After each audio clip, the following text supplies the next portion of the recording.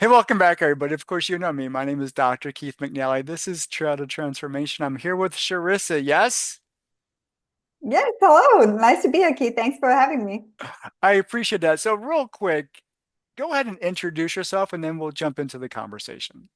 Sure. My name is Sherissa Sebastian Deppen, and I own a company called Leadership Mastery Alliance, where we specialize in supporting introverted servant leaders in the workplace. And so I have a strong passion for that, both because I consider myself an introvert, but also I've worked with so many introverts over the last over 10 years now. Actually, this is the 11th year that we'll be in business, and so I'm just excited to be able to share with whoever's listening, and hopefully this is going to be really helpful and inspiring to you. So thank you again. Absolutely. So, I appreciate all of that. And so, for this conversation to be valuable, this Travel Transformation is a podcast for veterans by veterans. So, people who I invite onto the show don't necessarily have to be a veteran, but what they do can definitely have a very valuable impact on the veteran population. So, I know as a veteran myself, transitioning out of the service and joining the civilian community once again is a transition in and of itself. But you've just said you work specifically with introverts, and I'm also one of them too. So I kind of fit into this space. But my first question really is because when we talked on the back end, you primarily focus on women, but you don't necessarily, that doesn't necessarily mean that you shut out men entirely. Is that true? That is 100% true. Yes. Okay, so let's talk about what it means to be an introvert and how you found out that that's really your energetic space. Let's start the conversation there. Absolutely. And first of all, I want to say thank you for your service, Keith, because I did mention that earlier, but I wanted to make sure I say that. And it's an absolute pleasure to be speaking to your audience today. So, as far as the being an introvert goes, one of my favorite, I guess, definitions, because there's so many different ways of interpreting what an introvert is versus an extrovert. One of my favorite definitions is basically where we get our energy. So, introverts tend to get our energy from being away from that social interaction, whereas extroverts tend to get energy from being in a social setting, so engaging with others, being around people and things like that. And so that's basically the fundamental, or what I'd like to think of, the fundamental definition of the difference between introverts and extroverts, just to kind of frame our conversation for today. And so, yeah, one of the reasons I'm so passionate about this, like I mentioned before, is that I consider myself an introvert, and I've seen through working with introverts over the years, there are some very specific things that if introverts know how to leverage, like their strengths and different things like that, I'm sure we'll get into a lot more in this conversation, that it can really feel good. And you can feel like, okay, I finally found my space in the workplace, and I'm able to just communicate and lead from a place that is, that is really aligned with who you are as an introvert. And it's absolutely possible to do that. Well, I appreciate all that. And to kind of give context to that space, being an introvert, I know that an introvert can step into a leadership role, and I've seen that. I've Mhm. talked to people who have shared that experience either themselves or through a friend or a spouse who they know the other person is introverted, but can definitely step into a leadership role.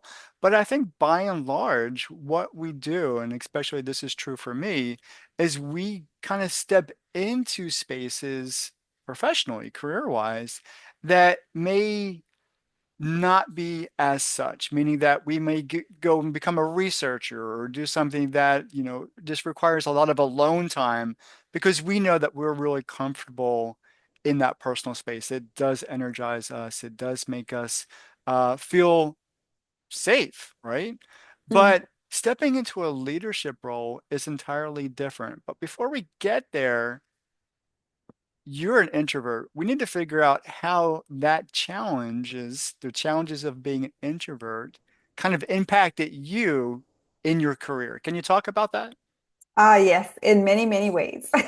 So as you and I talked about before, as far as like I definitely went through my own struggles, and it wasn't until I got to the point where I started to really become very self-aware and understand who I was and how I was, like my own makeup and my strengths and, all of those other things that make me unique, that I was able to really function in what I call the leadership zone, like your leadership zone of genius. And so for me, the struggle that I went through as an introvert is I didn't feel like people totally understood me in the workplace. And so and the way I thought, or the way that I engaged and interacted, was very different than what I was, what I was being asked to do. So in other words, and actually I'm going to give you some examples of this from my own clients that come to me. And these are the three main areas that I get, or the pieces of feedback that my clients tell me that they get as introverts, that are told to have, work on your executive presence, have more visibility, speak up more. We want to hear more from you. Speak up more, in those types of situations. And so when I was back in that corporate career and trying to navigate all of this, I was like,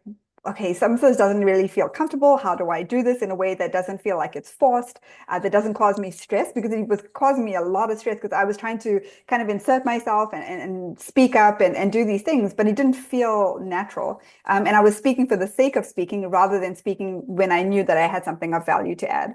And so those were some of the struggles that, that I really encountered in my corporate career. I always felt like I wasn't quite measuring up, because I was being measured against, and also me internally. This is not to point the finger at anybody else. Internally, I was playing this whole, this comparison game where I was constantly comparing myself to others and thinking, and because I was doing that, it definitely hurt my own self-confidence. And because I was comparing myself, I always felt like, okay, how am I, almost like that imposter syndrome as well, right? Like, I don't even know how I got here, because I don't function in that way. I don't lead in that way. I'm not as vocal as those other leaders. And so that constantly just knocked away at my self-confidence. And it wasn't until I went through that coaching journey and experience that I really started to discover, who I was as a person, my identity, like, all of those other things I mentioned, my strengths, the things that I'm passionate about, what helps me to really function at my highest level, what energizes me, what drains me. All of this is what I call your leadership zone of genius. So when you're really clear on who you are and the value that you're there to provide, it's so much easier to step into confidence when you're no longer comparing yourself to others, but you're really taking that focus off of that and more into, okay, let me really understand who I am, who God made me to be, and so that I can go out in the world and function at my highest level without needing to compare myself to others and without completely draining myself. And so that's the positive side, or like the other side of the frustration and stress that I went through, is being able to now look back and go, oh my goodness, if I only knew, I knew then what I Yeah. knew now. But of course, that's how life works, right? It's a journey, and we just embrace the season that we're in. But that's another reason why I'm so passionate about trying to get ahead of this, for my clients and for the people that I serve. Because if I can just share some of that with them, I'm hoping that they don't experience a lot of that, stress and same stress and frustration as I did, and definitely not for as long as I did, because I put up with that for a long time because I couldn't figure it out. And I also, to be honest with you, I was very stubborn. I didn't reach out for help Mhm.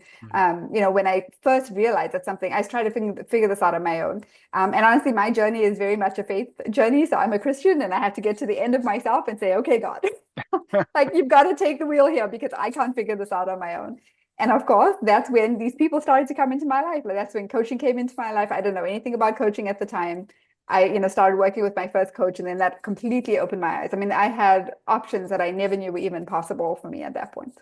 So hopefully that encourages somebody listening, thinking, okay, well, how do I find my space? So that space, the leadership, what is that space again? I'm trying to remember. Oh, your Zone, leadership zone of genius. leadership zone of genius. Now, I'll be Yeah. quite honest, that's a new term for me and I quite like it. So, can you elaborate a bit more about that? Yes, absolutely. So you can almost think about it as your unique value proposition. I know this is a word that, a term that's often used like in the corporate space and stuff like that, right? So the unique value that you bring into any kind of situation, whether that's a work environment or even in your personal life. And that really goes to the core of who you are, understanding how you're made and how you're wired and your strengths and the things that make you uniquely you, the things that you're passionate about, even from your own past experience. It includes your beliefs, your belief systems, and it includes things like your values, the things that are really important to you, so that you can align your decisions, whether it's big career decisions that you're trying to make, or even just on the day to day. How do you spend your time making those decisions based on who you are, what's important to you, what do you value, what do you believe in, and things like that. So that leadership zone of genius encompasses all of that. It's a number of different factors that go into it. But once you have clarity on who you are, and you can, like, really just use that as the foundation, it's so much easier to then step into your full confidence. So, for example, I'll give you an example of this from my own experience. A lot of people, and now when they either see me speaking on stage, or when I'm doing some kind of training, or even a podcast or something like that, the response that I often get is, "Oh, I would never have guessed that you're an introvert."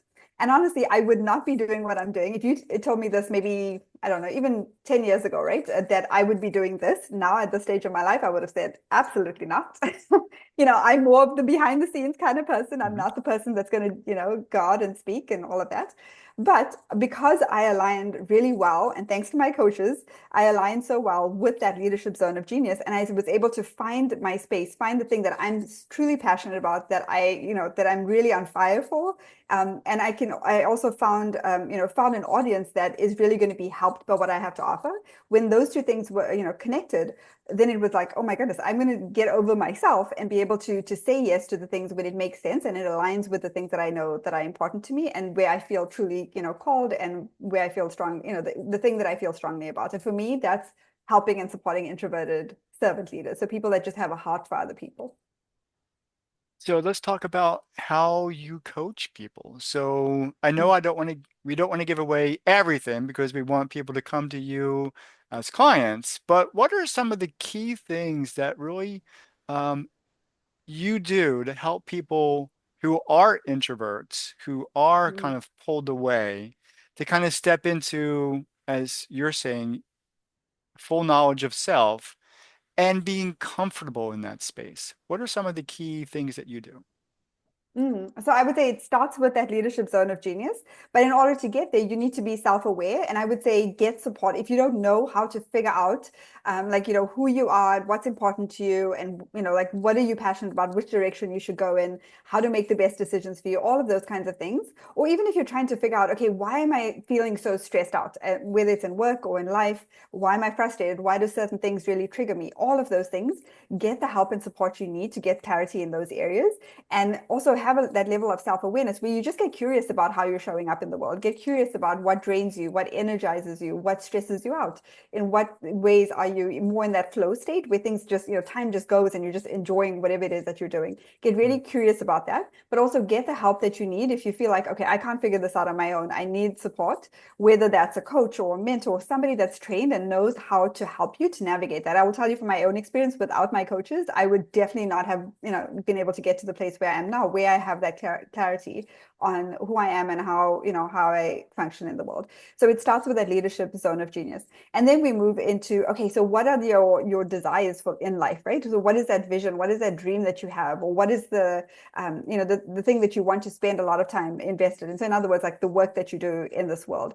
Mhm. How do we connect that your leadership zone of genius with options? If you're not sure what that is, and if you feel like you're not quite in the right place for you, then how do you open up to those different options based on who you are and the things that you already know about yourself? It just makes it so much easier then to transition into, okay, now here's what I want to move towards. Here's the career, here's the goal, here's whatever it is that I feel strongly about, and I want to start moving in that direction.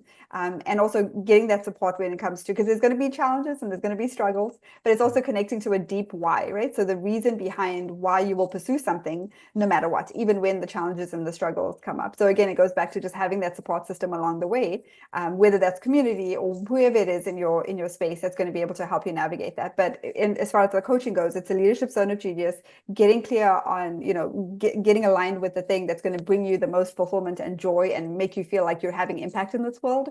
It's connecting the dots with that, and then helping you to overcome any challenges along the way. So there's going to be things, right? There's like things like from a mindset perspective, there's limiting beliefs that we work on. What are some of the things that maybe you've believed, or the way that you go through life right now that maybe is not serving you in the best possible way?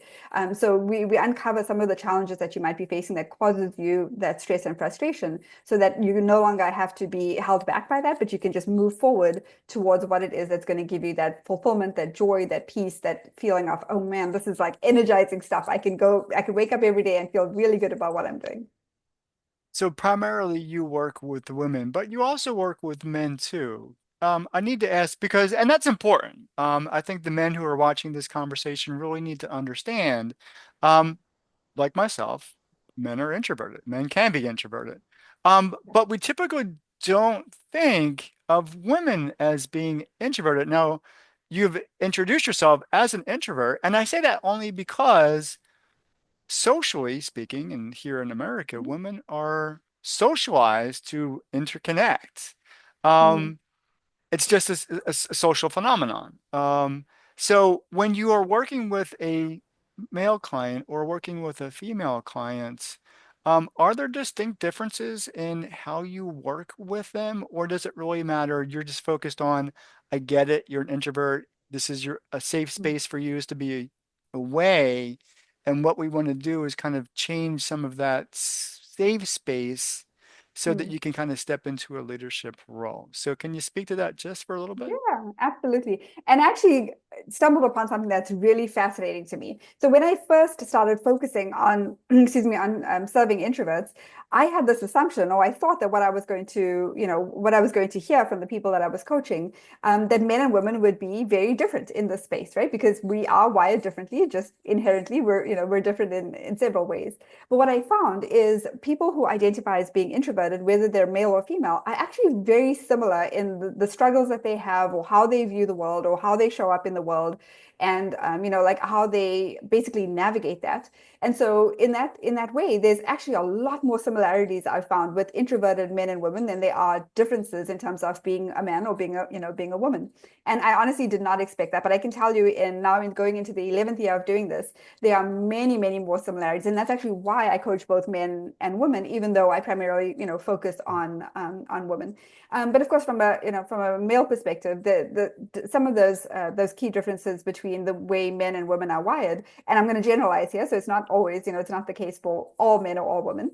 But Mhm. generally speaking, and you just touched on this, right? So women are generally, typically, a very like nurturing, caring. They have very much of that, like, okay, I want to lead. I'm from a servant place. I want to serve people. I want to take care of people. I want to make sure that they feel okay, that they're doing fine, and all that. Not to say that men don't do that, but woman's natural tendency, we're just nurturers by nature, whereas men are, they're achievers, right? So they want to make sure that they are doing what they can. They want to be respected. They want to make sure that they are having impact and all of those things. Again, it's both on both sides, but men tend to gravitate towards, okay, how do I feel like I'm actually making a difference? I want to feel like the work that I'm doing really matters. I'm achieving things. I'm going after the next thing. And so from that perspective, it's a little bit different. But in terms of being an introvert and extrovert, women are, also very ambitious in the workplace and things like that. So that's why, like, the core of my coaching focuses on that introversion perspective, because from an introverted perspective, it is very important to understand how you're wired as an introvert, and to understand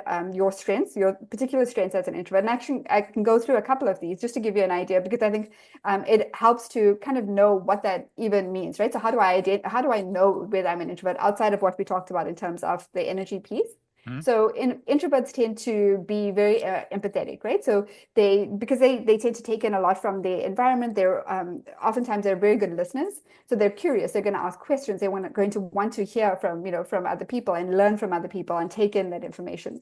And so they're not always going to be the first to speak because they're internally processing. It doesn't mean that they're not engaged in a conversation or anything like that, but they're typically going to want to listen to other people. So they don't mind giving other people the spotlight, or giving other people a chance to speak and to have their space. They're also very reflective, and they tend to be deep thinkers as well. So introverts in general, again, will need that time to internally process, because they think very deeply. They connect dots maybe a little bit differently, and they need that time to be able to do that, and the space to do that. And they are also typically really good with one-on-one interactions. So smaller groups or one-on-one interactions, they thrive in that space because they can lean into that empathy. They can lean into the active listening, really feel like they're connecting and they're engaging with people and understanding people, and on a deeper level. And so they like deeper level conversations and really getting below the surface when it comes to their relationships and things like that. So again, this is generally speaking, but generally introverts, from what I just described, introverts tend to function more, kind of in that space, and that's how they tend to be wired. So if anyone's listening and you're not sure, you're like, oh, I don't know, am I an introvert? Am I an extrovert? Am I somewhere in the middle? Hopefully that helps you a little bit try to figure out, okay, maybe you do tend to lean more onto the introverted side.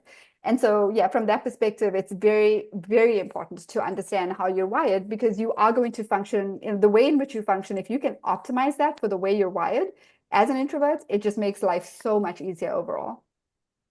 with the limited amount of time that we have left, and before we get into where we could find you Mhm. across social media and all that good stuff, please share some golden nuggets of wisdom, things that you've learned along the way, really, from, not recognizing the struggle. Well, you recognize the struggles, but you didn't recognize how to overcome them.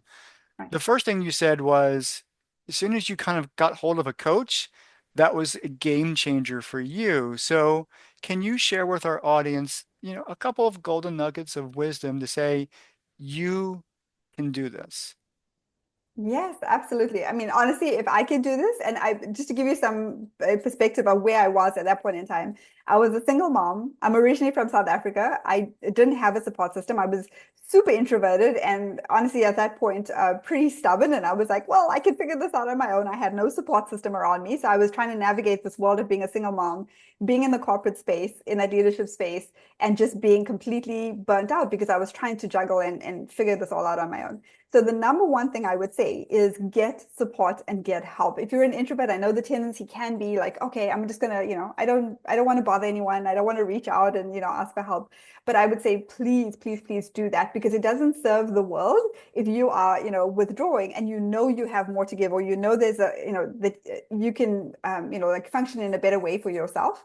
Because that's in service to other people as well, right? When you take care of yourself and when you're working on functioning at the highest level of yourself without burning yourself out, that just helps everybody around you. And it makes a massive difference to the people in your world. So I would say that's the number one thing. Get the help and support that you need so that you feel like you have the support to be able to navigate whatever challenges that you have. And then just go through that process of self-discovery. So it starts with that self-awareness.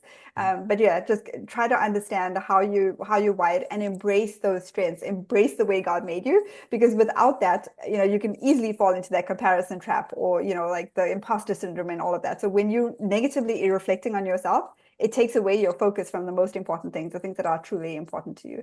So if I were to share those golden nuggets, that would be it. Like just take the time to do that and get the support that you need when you need it.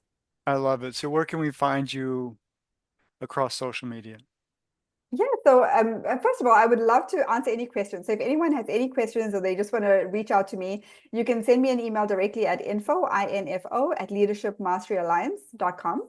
And our website is Leadership Mastery Alliance. And so if you are curious about the work that we do, there's a free training on there on how to navigate in times of uncertainty and rapid change. So if that sounds interesting to you, then there's a free training on that website. You can also connect with me on LinkedIn. That's my primary online platform. So LinkedIn, you could just search for Sherissa Sebastian, and yeah, my profile should pop right on. I would love to be to connected, and also just to answer any questions and to help and support you in any way that I can. So thank you. Thanks, Keith. Sharissa, thank you for being on Trail to Transformation. For those who are watching and listening, I appreciate you too, and I'll see you next time. Take care.